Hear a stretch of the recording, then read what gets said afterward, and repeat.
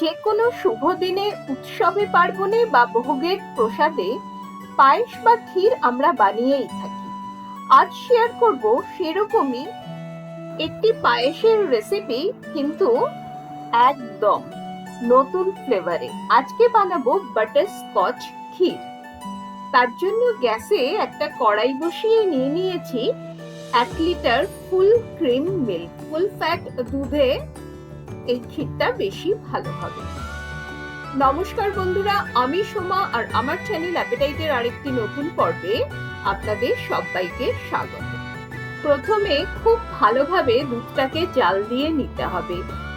Full cream দুধের একটাই সুবিধে যে দুধ খুব তাড়াতাড়ি ঘন হয়ে যায়, আর পায়েস রান্না করার পরে পায়েসের মধ্যে একটা ক্রিমি টেক্সচার চলে আসে। গ্যাসের ফ্লেম লোতে রেখে দুধটাকে ঘন হতে দেব। অপর একটি বার্নারে একটা ফ্রাই প্যান বসিয়ে তাতে দিয়ে দিলাম 2 চামচ ঘি। ঘিটাকে খুব ভালোভাবে গলিয়ে নিতে হবে। আর একটা বাটিতে নিয়ে নিয়েছি একদম মিহির সিমই। সিমইয়ের তো 2-3 রকমের কোয়ালিটি পাওয়া যায়। মোটা সিমই থেকে একদম মিহি সিমই নিলে বা সরু সিমই নিলে এই ক্ষীরটার স্বাদই কিন্তু অন্যরকম হবে।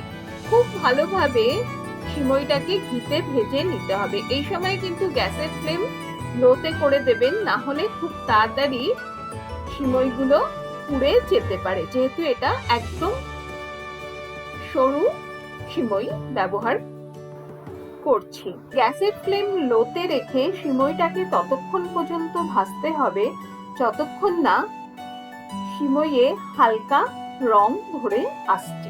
আপনারা হয়তো ভাবছেন চাল বা সিমইয়ের ক্ষীর বা পায়েস তো আমরা বাড়িতে বানিয়েই থাকি। না, একবার এইভাবে একদম নতুন ফ্লেভারে পায়েস বানিয়ে দেখুন, স্বাদ মুখে লেগে থাকবে। সিমই ভালোভাবে ভাজা হয়ে গেছে, এদিকে দুধও ঘন হতে শুরু করেছে। দুধের ওপরে বা কড়াইয়ের গায়ে জমে যাওয়া সরগুলোকে চেঁচে নিয়ে আবার দুধের মধ্যেই কিন্তু মিশিয়ে দিতে হবে। আজকাল দেখছি নানা ধরনের ফ্লেভারের পায়েস নিয়ে এক্সপেরিমেন্ট করা হচ্ছে। খেতে কিন্তু মন্দ লাগে না, বেশ ভালোই লাগে খেতে, কারণ একঘেয়েমি থেকে তো মুক্তি পাওয়া যায়, তাই না?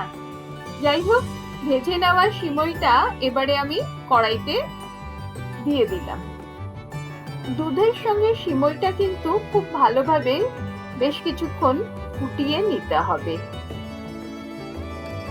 একটি হাতার সাহায্যে সিমইগুলো যাতে মন্ড পেকে না যায় বা যদি এক জায়গায় জড়ো হয়ে যায়, ভালোভাবে ছাড়িয়ে নিয়ে দুধের সঙ্গে মিশিয়ে দিলাম। অপরদিকে যে ফ্রাই প্যানে আমরা সিমইটা ঘিয়ে ভেজেছিলাম, সেই ফ্রাই প্যানে এখনো কিন্তু অনেকটা ঘি লেগে আছে। তাই এতে আমি দিয়ে দিলাম 1 মুঠো বা 12 থেকে 14টা আমন্ড বাদাম আর 1 মুঠো ভাঙা কাজু। খুব ভালোভাবে আমন্ড আর কাজু বাদামটাকে ভেজে নিতে হবে।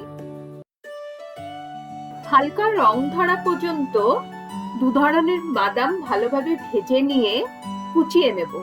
বাদাম ভেজে পায়েসে মেশালে পায়েসে একটা খুব সুন্দর ক্রাঞ্চ আসে।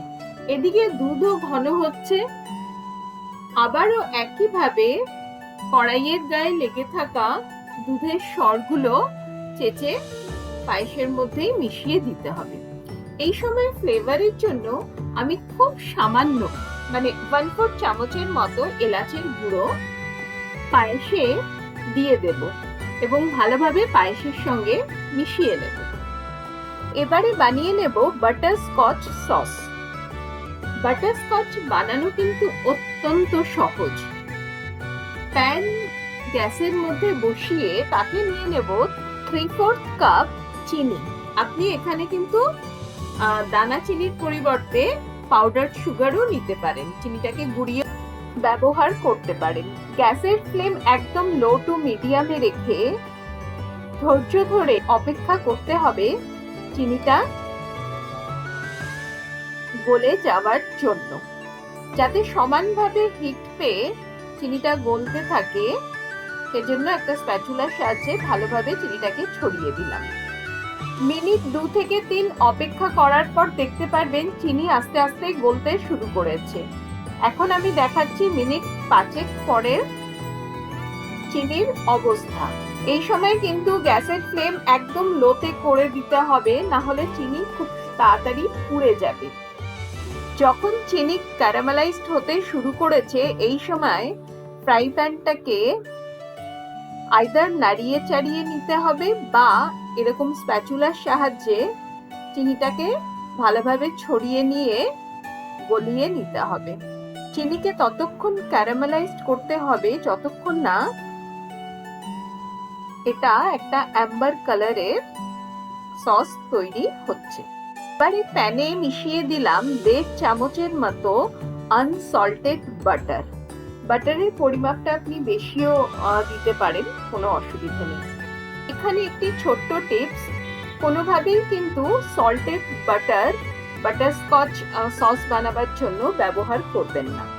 স্প্যাচুলার সাহায্যে ভালোভাবে নাড়িয়ে চাড়িয়ে বাটারটাকে ক্যারামেল সসের সঙ্গে মিলিয়ে নিতে হবে, মানে গলিয়ে মিশিয়ে নিতে হবে। এই সময় স্প্যাচুলা খুব তাড়াতাড়ি নাড়াতে হবে, না হলে প্যানের নিচে সস ধরে যেতে পারে। বাটার কিন্তু গলে গেছে। বাটার ভালোভাবে গলে যাওয়ার পরে এবারে প্যানে মিশিয়ে দেব 5 চামচ ফ্রেশ ক্রিম। ক্রিমটাকে খুব ভালোভাবে মিশিয়ে নেওয়া হলো। দেখুন সসের কালার চেঞ্জ হয়ে গেছে আর খুব সুন্দর ভাবে আমাদের বাটারস্কচ সস তৈরি হয়ে গেছে। অপরদিকে কড়াইয়ে ক্ষীরও আমাদের তৈরি। কনসিস্টেন্সি একদম পারফেক্ট আছে, কারণ ক্ষীর ঠান্ডা হয়ে যাওয়ার পর কিন্তু আরো ঘন হয়ে যাবে। এবারে তৈরি করে রাখা বাটারস্কচ সসটার থেকে বেশ কিছুটা সস আমি কড়াইতে দিয়ে দিলাম আর খুব ভালোভাবে মিশিয়ে নিলাম।